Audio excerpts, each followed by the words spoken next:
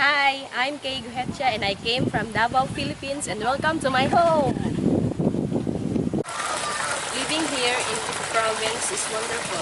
Aside from having my family, when I'm not at work or not cooking, I try to care for our pets and our animals like the fishes,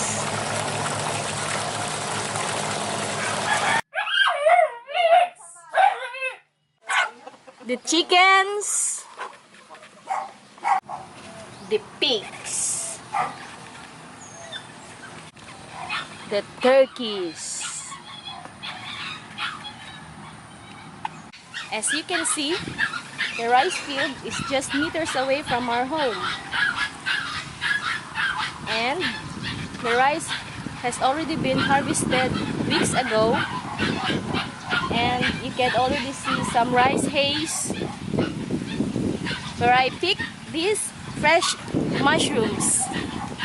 Some wild mushrooms right there just this morning. And I think a good dish out of this. I'm gonna make mushroom soup for dinner. And I hope guys you like my video. Thanks for watching. Bye.